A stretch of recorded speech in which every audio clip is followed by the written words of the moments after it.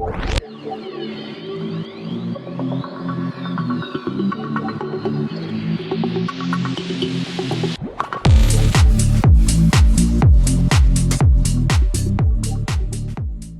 bem, mais um podcast, acesso para o podcast. Estamos aqui juntos com Pedro Duarte e Dalmo Marcolino. Viemos conversar com Pedro Duarte para entender como é que ele vai conduzir a jornada dele, a nova que ele está construindo dentro da Câmara de Vereadores e, em especial, como é que a tecnologia e o nosso setor vai ajudá-lo a fazer isso. Pedro, seja bem-vindo. Robert, muito obrigado, prazer estar aqui na CESPRO. Mais uma vez, obrigado, Dalmo, que já é um amigo de longa data, diante da tecnologia. A gente vai poder conversar aqui. Agora, adiantar, não existe nada, a gente estava até conversando antes, né? Nada fica de pé sem a tecnologia, inclusive no poder público. Mas tem algumas coisas bem antigas, uns carrinhos de papel que ainda chegam lá no meu gabinete, e a gente conversa aqui. 2024 e processo físico ainda. Eu chamo isso, Pedro, de DNA cultural, né? A gente tá lá atrás. Dalmo Marcolino, AMT Cloud, bem-vindo. Robert, obrigado mais uma vez, segunda vez minha já aqui no podcast CESPRO, né? Pedro, obrigado por aceitar o convite nosso aí, cara. E eu acho que é interessante, né, a gente pegar aí um vereador já, né, buscando a sua reeleição, um jovem, né, e tentando aí pegar aí, inclusive a parte de tecnologia que muito se aproxima também do Pedro e ver o que a gente consegue aí nesse seu desafio que você vai ter pela Deixa eu aqui só fazer aqui um atestado, né? Quando você falou um jovem, você quis dizer que aqui nós não somos? Porque eu vou dizer para o seguinte, eu sou jovem há mais tempo que ele. Exatamente. Eu um pouco a mais. Coisa pouca. Eu um pouquinho só. Mas ó, vamos lá. Então, mais uma vez, Pedro, legal você estar aqui e é importante, né? Porque a gente sabe que, no final, o avanço da sociedade, o desenvolvimento econômico, você ter uma melhor distribuição e equanimidade, parte de uma articulação de todos os protagonistas, né? E é fundamental a gente poder estar em consonância, especialmente quando você fala dos arcabouços jurídicos que vão estar, né, conduzindo e dando a promoção, a indução para que a gente consiga continuar evoluindo. E o Rio de Janeiro, ele é refém da sua própria fama, né? Tudo que ele fizer tem que ter expressão top de prateleira a nível mundial. A barra é lá em cima. A barra é lá em cima.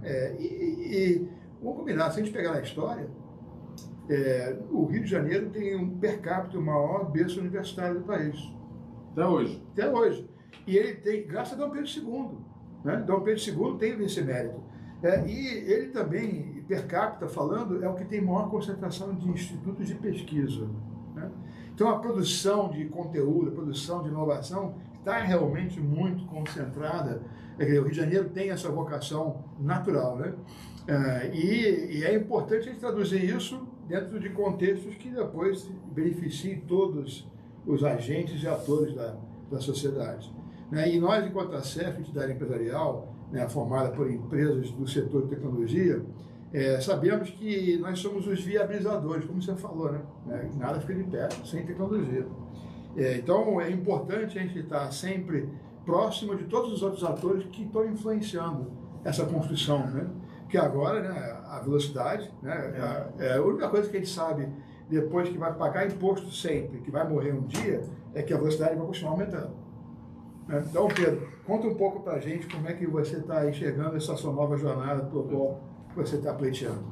Robert, eu presido hoje a Comissão de Ciência e Tecnologia da Câmara Municipal. Parte por ser uma pauta minha, que eu já carregava adiante, que eu gosto bastante. Acredito que investindo em tecnologia na gestão pública, ela consegue entregar muito mais resultado a um custo menor.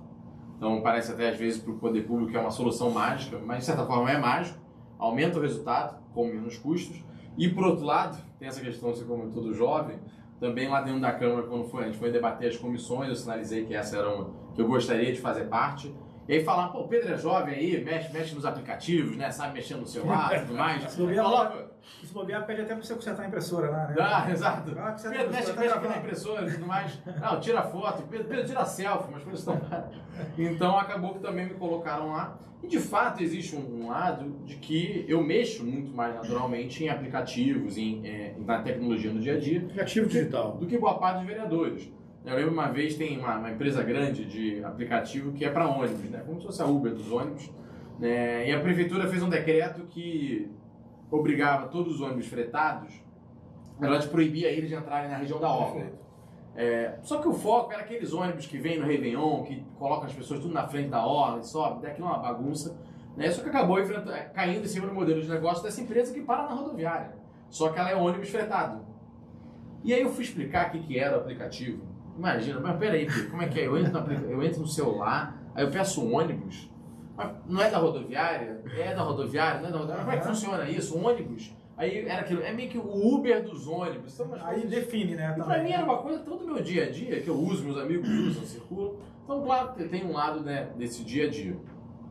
O objetivo agora, daqui pra frente, nesses próximos 4 anos, entendendo melhor como o poder público funciona, a gente tem um desafio, e sem querer já começar a levantar as críticas, mas acho que tem uma coisa mal pensada na Prefeitura do Rio de Janeiro, na nossa Prefeitura, que é a posição hoje do IPLAN. Né? Então a Prefeitura ela tem uma empresa de informática, né, de TI, de tecnologia, que centraliza todos esses sistemas, só que acaba que ela fecha a Prefeitura para todo mundo que é de fora. Porque, vamos desenvolver um sistema da área de saúde, só pode o IPLAN desenvolver. Mas por que eu não posso chamar as empresas do setor carioca, as empresas do Brasil, e fazer um chamamento público, fazer uma licitação? Um Open Innovation, como a gente fala muito, né? Fazer um Open Innovation. Fazer um Open Innovation tem uma visão muito de eu vou produzir dentro de casa. Né? Então a minha tecnologia, o meu sistema eu produzo dentro de casa. E eu não sei se isso é melhor, na verdade eu desconfio que não é a melhor opção na maior parte dos casos, e você acaba afastando o ecossistema carioca, que é muito forte, né, do poder público. Porque basicamente, o poder público está sempre resolvendo lá com a estatal dele, e no geral, na minha opinião, não resolve, e as empresas deixam de lado. Então, o maior desafio para mim no próximo mandato é rediscutir a modelagem, o papel do IPLAN na Prefeitura do Rio de Janeiro. Muito interessante. Você falou uma coisa agora, né, que é uma questão que está num pleito que a gente montou quando a gente pensou no Rio Mais Inovador, como um projeto de indução, que é como é que a gente consegue criar pelo menos uma visão preferencial quando for fazer aquisição de bens e serviços de tecnologia para atender o setor público aqui no Rio de Janeiro. Dar preferência para as empresas baseadas no Rio de Janeiro. Obviamente que você acabou de relatar não é só privilégio ou problema do Rio de Janeiro, né? Isso está a nível nacional. E eu enxergo muito isso como uma herança de coisas passadas, né? Estávamos comentando aqui antes de começar o quanto que isso comparado lá com os Estados Unidos, que o governo induz, promove, mas não entra em campo para fazer, né? E aqui tem essa questão que eles estão sempre querendo fazer. E eu, particularmente, acho que é um grande desafio fazer dessa forma, porque quando você está interno, como você falou, eu elimino totalmente o componente chamado produtividade / competitividade, que dá a excelência. Sim. Né? Não, está aqui com o salário pago, aqui é governo, vai no cara, né? E aí o resultado, de repente, não atende, né? E você fica devedor. Né? Então, bem interessante essa pauta de poder trazer para o IPLAN, né, uma abertura maior, porque, de repente, inclusive, é o seguinte, ele não consegue desenvolver na velocidade que o mercado pede, porque agora aqui, meu amigo, né, é assim, né? Exatamente. Vocês verem, para trazer um caso que muitas pessoas usam no dia a dia, e teve uma novidade essa semana. Existe o aplicativo Táxi Rio, que a Prefeitura, o IPLAN, desenvolveu para que os táxis você pudesse pedir por aplicativo, como você pede, um Uber 99 e outras marcas afins. E essa semana foi anunciada com pompa uma grande novidade. O Táxi Rio agora aceita cartão de crédito. Jura? Juro por Deus, não tô mas não é aquele que vai com o cartão e você tem que passar assim pro... Não, esse não é aquele que você vai fazer. A maquininha, não. Conseguiram botar no aplicativo para pagar por cartão de crédito. Então, agora, claro, não é desmerecendo os desenvolvedores que estão envolvidos, que tem uma questão ali regulatória, de passa para onde, vai cair na conta da prefeitura, depois transfere para o lado. Só que ao invés de você abrir para o mercado, falar, setor do Rio de Janeiro, traga uma solução. Eu tenho esse desafio em particular, como poder público, que para onde vai isso a conta, desafio. Tudo mais desafio, mas sem cabeça para pensar, sem empresa para pensar. E a prefeitura ficou tentando resolver internamente. E agora o Táxi Rio existe desde 2016. 2024 ele conseguiu resolver esse desafio incrível, né, do cartão de crédito, que era uma crítica muito dos taxistas. Eu vivia reclamando, Pedro, o Táxi Rio me trouxe novos clientes, é bacana, tem gente que gosta de usar. mas isso do cartão de crédito me quebra, porque as pessoas gostariam de já poder passar direto, tem medo de passar. E agora vai levar mais tempo pro Pix, né? Mais um tempinho para Pix. O Pix, então, calma. Mas olha, tem o outro lado dessa moeda, viu? A gente estava falando do Kahneman, do Core, né? Ele agora, durante o Renovation Week, fizeram uma chamada para ter de fora componentes de games. Como é que eu vou gamificar internamente do Core? Então, não é todo mundo que está nessa... Perfeito, está tão drivado assim. Eu acho que nessa linha, Pedro, eu só queria também, que a gente já conversou antes, né, eu acho que você exemplificar, eu que te acompanho muito, sei lá, desde o teu primeiro mandato nas redes sociais, eu acompanho como é que você está carregando tudo. O exemplo daquele aplicativo de delivery, que eu acho que exemplifica 100% o que você diz, ou seja, se ele funcionaria ou não, e aí você desse o spoiler para quem não viu na tua rede social, a comparação que você fez com o atraso de uma entrega de um hambúrguer para chegar na sua casa e tudo mais, como é que você vai fazer esse comparativo? Ótimo. Que eu acho que aquele exemplo fica bem o que você está falando, ou seja, o atraso que a gente acaba carregando e não andar ali up-to-date com as inovações que estão acontecendo. Primeiro, até antes, vou concordar com o Robert, que existem algumas ilhas de excelência dentro da prefeitura, do poder público, só que tem que meio que isolar, mesmo conceito de ilha. A gente tem aqui um emaranhado de caos, a gente vai fazer um núcleozinho que está fora desse caos.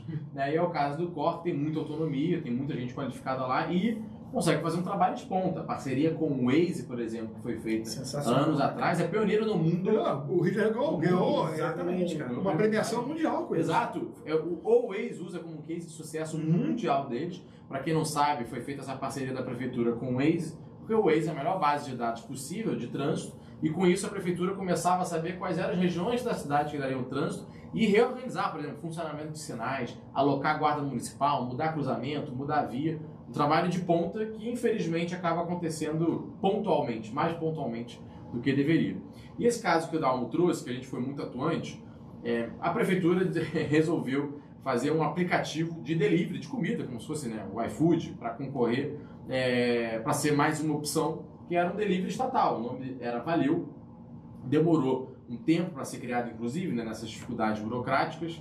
E a brincadeira que eu fiz no vídeo é que, na verdade, eu simulo como se fosse um ator, toco o entregador lá em casa, eu abro a porta, eu falo, aí chega uma entrega, eu não pedi nada. Eu falo, amor, você pediu alguma coisa? Eu pedi comida semana passada, mas não chegou e eu esqueci. O que é isso? O cara, o sistema caiu, teve um ataque hacker e tudo mais, mas o pedido chegou.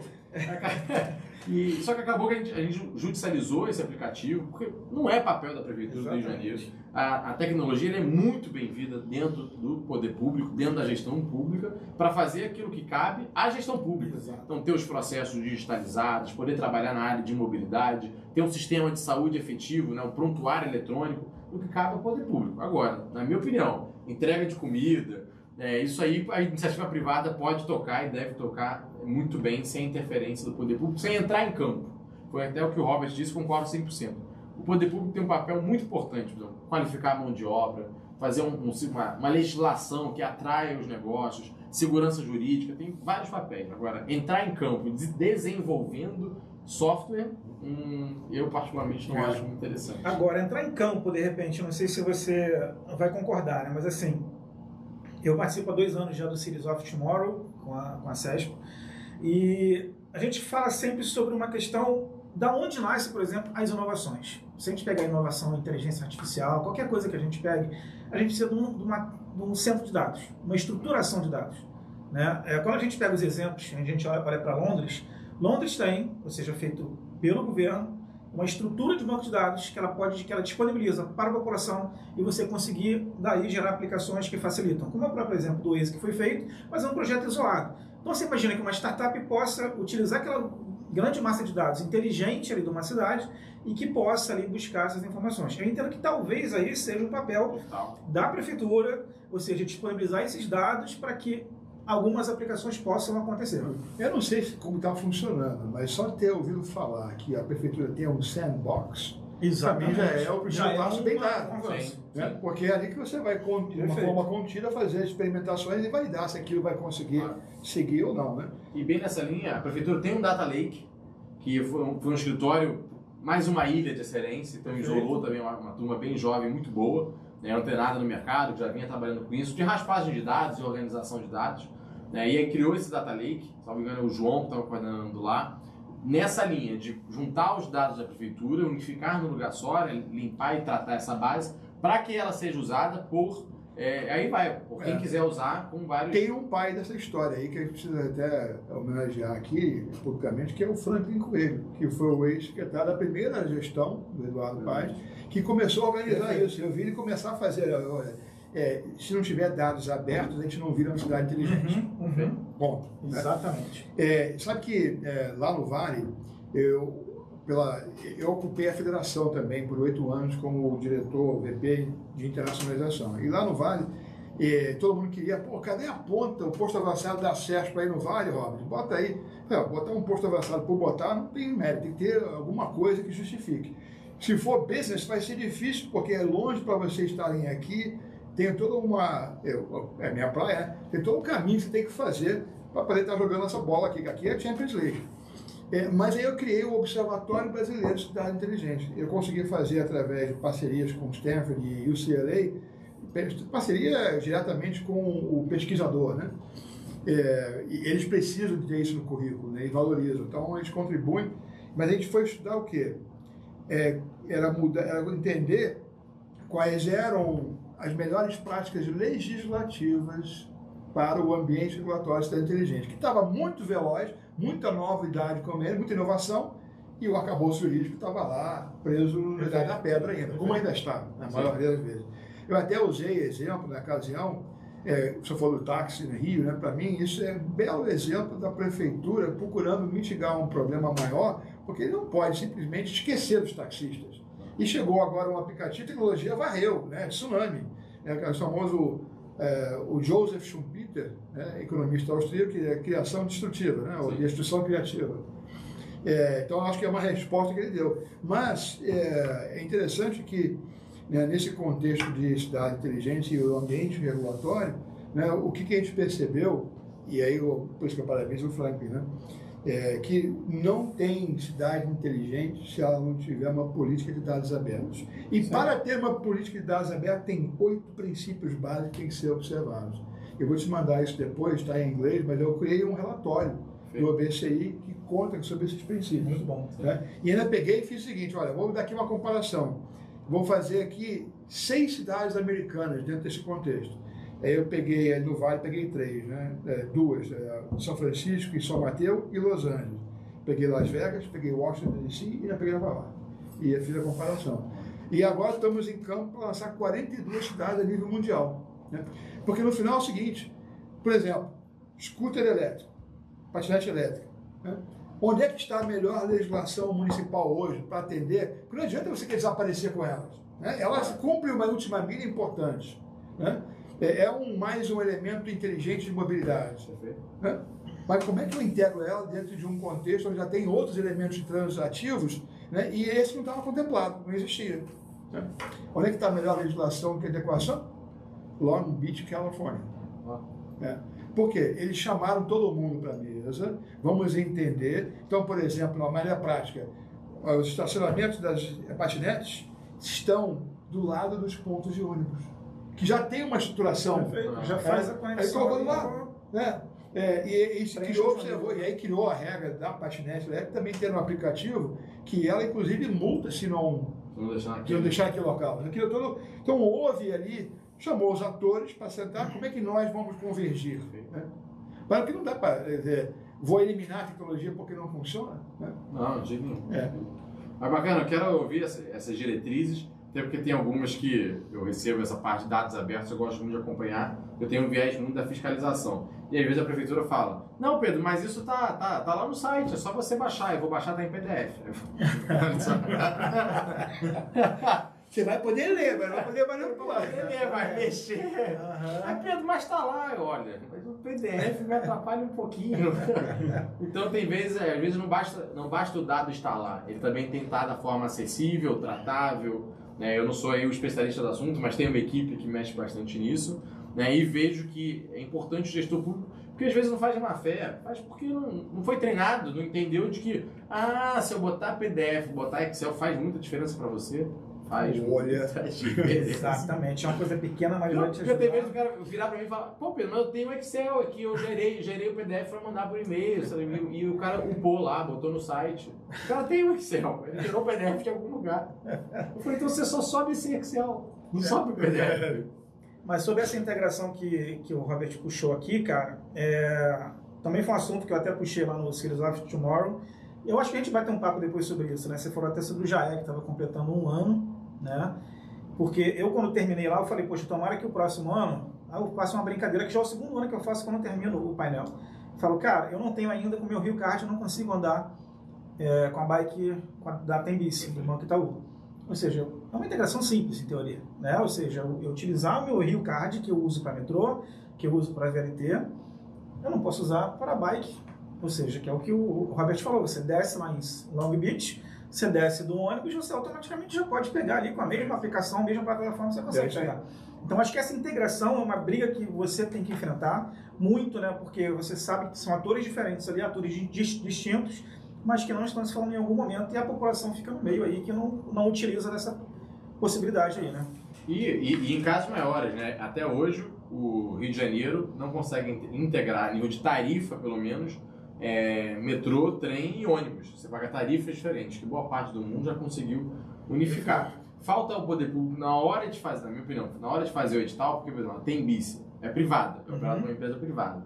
Mas essa empresa, ela se credencia junto à prefeitura. Perfeito. A prefeitura pode, no edital, virar e falar, olha, você pode tocar o seu negócio. Só tem um requisito, de alguns, né? Exatamente. Interoperabilidade do sistema.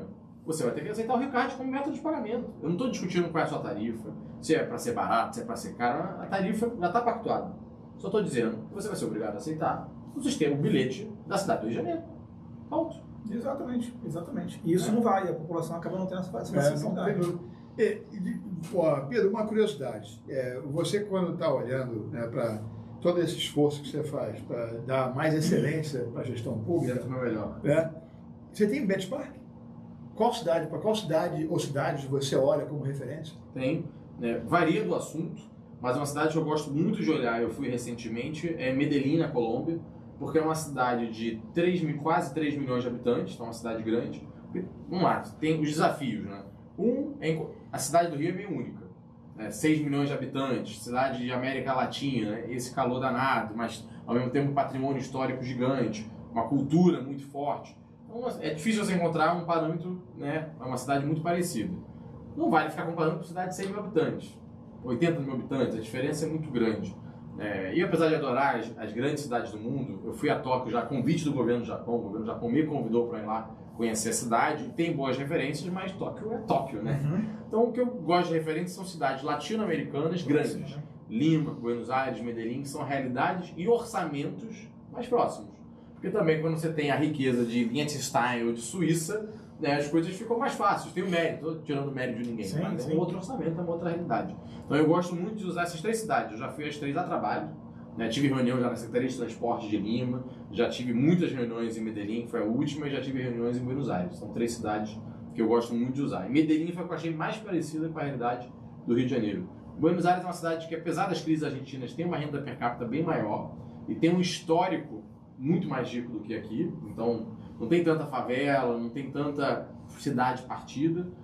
Lima já é mais caos que a cidade do Rio de Janeiro, não tem metrô, então é uma discussão mais difícil. Medellín não, Medellín tem a renda per capita igual a do Rio de Janeiro, 3 milhões de habitantes, uma taxa de favelização muito parecida, tem metrô, tem teleférico, então foi onde eu senti, e é bem carioca, coisa, mesa e cadeira na rua, gente andando de um lado para o outro, festivo, povo festivo, gosta de futebol.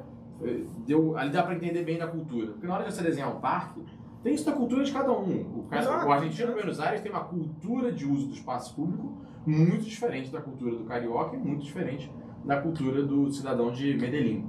Já Medellín e Rio eu vi boas identificações. Então esse é o meu benchmark. Legal, muito bom. Curiosidade, é interessante aqui. Eu não tinha pensado nessa parametrização que você trouxe, né? Mas usar a zona proximal mesmo, né? É bem inteligente, porque a primeira cidade que veio na minha mente foi Cape Town, cidade do Cabo.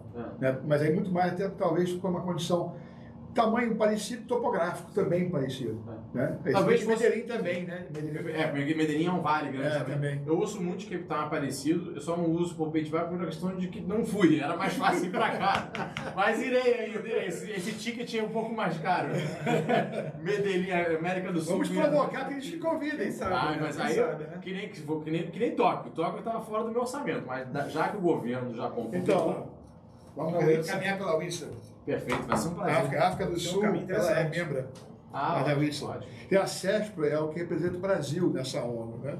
E a BIPEPSA é quem representa a África do Sul na Whistler. Né? Eu já ouvi muito isso, de que Cape Town é muito parecido com o Rio de Janeiro. A dinâmica, né, de a praia e logo depois já vem umas montanhas, a própria realidade de renda per capita, de formação da cidade. Agora pegando um detalhezinho, né? Foi ano passado ou ano retrasado, mas acho que foi ano passado. A prefeitura teve um problema com ransomware, com uma invasão de dados, e que a gente ficou muito tempo sem emitir nota fiscal eletrônica, né? Foi um problema bem sério aí, né, que a gente teve aí na cidade. Você imagina algum projeto que proteja não somente a prefeitura, mas sim os cidadãos, né, e também as empresas aqui, né, estou falando de empresas como um todo, em cibersegurança? Você imagina alguma coisa que a gente possa atuar, o que a gente possa se precaver em cima disso, né? Porque uma prefeitura fica acho que por mais de 2 meses, eu acho, fora do ar, né, com o problema da nota fiscal eletrônica, e, cara, não tinha nenhum plano efetivo para a continuidade disso, né? Na minha opinião, vai muito no primeiro ponto da nossa conversa aqui, que é o papel do IPLAN. Perfeito. Porque o IPLAN, ele também é o grande responsável, o grande bastião da cibersegurança da prefeitura, é o IPLAN também. E aí ele vai pelos mesmos desafios de lá. Então, quando ele vai usar, e aí, perdão aqui se eu tiver os técnicos, que não é muito a minha área, né, mas os sistemas de defesa, os sistemas de proteção, de cibersegurança, ele está sempre desenvolvendo internamente. E você tem, no mercado carioca, no mercado brasileiro, no mercado mundial, dezenas, centenas, milhares de pessoas desenvolvendo excelentes sistemas de proteção. Mas você pode ver, já viu alguma licitação da prefeitura, alguma compra direta de sistema de proteção dos dados da prefeitura? Alguém já viu esse edital? Alguém já viu essa disputa? Não. Não, é tudo desenvolvido internamente. E mais uma vez, não é uma crítica aos profissionais que estão lá. É uma questão de que, olha, o mercado, uma empresa grande... Eles ficam de mãos atadas também. O cara é super competente, mas ele não tem ferramenta suficiente. Se você for pegar uma empresa grande, até uma empresa de porte médio no Brasil, talvez ela não tenha só um fornecedor na área. Tá? Talvez tenha 1, 2, 3 fornecedores. Né? Um faz, cada um, uma parte daquele sistema de segurança. E pensar que a Prefeitura do Rio de Janeiro ela tem um orçamento de 40 bilhões de reais. Ela vai lidar com os dados, né? Nós temos 6,3 milhões de cariocas, talvez nem todos estejam no sistema, mas pelo menos 5 milhões de cariocas estão no sistema da prefeitura. Então, quantas empresas no Rio de Janeiro ou no Brasil lidam com 5 milhões, né, de CPFs, com dados de maternidade, com dados de atendimento posto de saúde, com dados das escolas, com dados, metadados de mobilidade? Perfeito. É uma empresa colossal, que tenha um único exclusivo órgão, que entra para o concurso público, que não faz edital, que não faz licitação. Então, na minha opinião, hoje a prefeitura é muito frágil nesse seu sistema de segurança, muito por essa... O que a gente tem que fazer é redefinir esse escopo, né, do IPLAN.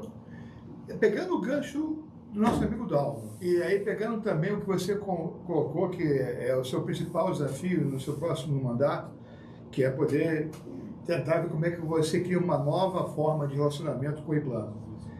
Você não diria que talvez, eu vou escolher aqui uma vertical de entrada, em vez de chegar e dizer qualquer coisa ou não definir o que deve ser, começar justamente por a cibersegurança, por ele ser um fator crítico e de alta complexidade que não está residente dentro do IPLAN, por mais que eles queiram comprovar que estejam. Né? Excelente sugestão, excelente sugestão. Eu falo isso pelo seguinte, né, na startup que a gente acelera, os caras querem ser tudo para todos, né? E de repente ele tem realmente uma proposta de valor que abrange várias tribos. Tudo bem, você vai poder fazer isso daqui a pouco, mas foca numa primeira, foca, ganha aquele, seja o dominador daquele, porque aí você vai mostrar para o mercado que você pode dominar outros. Né? E é principalmente esse assunto, né, Robert, é um assunto que está em voga, né? Porque cibersegurança hoje, se a empresa não está protegida, ela pode da noite para o dia simplesmente acabar. Então, assim, imagina a prefeitura, né, com toda essa sua malha de dados, essa metadados que você tem lá, e ela não está protegida com relação a isso. Então, acho que nesse ponto que o Robert falou, acho que puxar a cibersegurança como sendo o o primeiro foco a você fazer, eu acho que seria uma grande relevância para esse ponto, né? Pelo menos é a minha deixa também em cima disso. Eu acho que é uma bandeira, inclusive, né, você já comentou, né? Dificilmente, e novamente também sem demérito nenhum aos profissionais que lá estão, eles conseguem acompanhar a velocidade dos atacantes. Sim. Né? Eu, coincidentemente, né, antes de ser masterador na internacionalização, eu tive uma empresa de eventos corporativos de tecnologia. E meu principal carro-chefe é o Security Week, em São Paulo. Então, eu estou nessa estrada da segurança desde 1998. Tá? E, olha, você está sempre correndo atrás, porque você corre atrás do evento ocorrido. Né? Eu faço uma imersão para o Vale do Silício, calcado na segurança, chamado RSA Conference lá, né?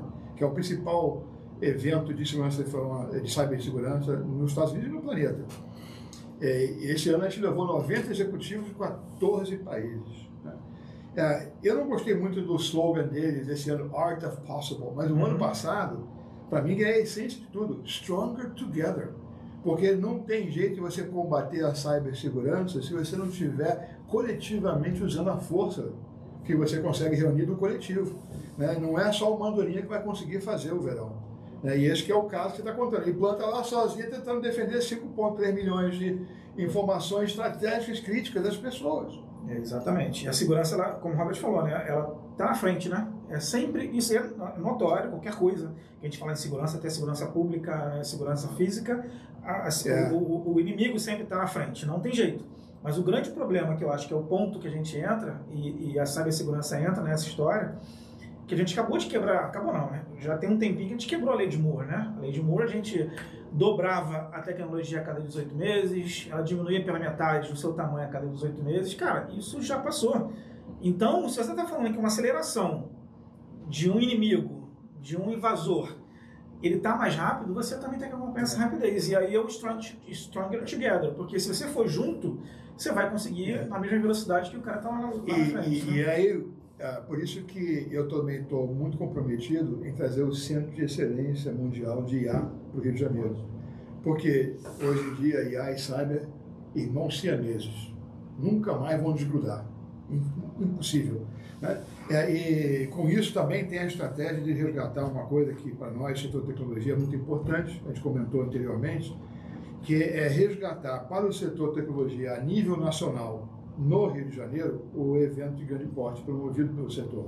Então a gente está buscando trazer um evento mundial chamado WCIT, World Congress of Innovation and Technology, roda o mundo, já esteve no Brasil em 2016, em Brasília, mas trazendo para o Rio de Janeiro em 2025. Vai ser uma plataforma de lançamento para resgatar o evento local de grande porte promovido pelo setor de tecnologia, que já temos no Rio de Janeiro, chamado Rio Info.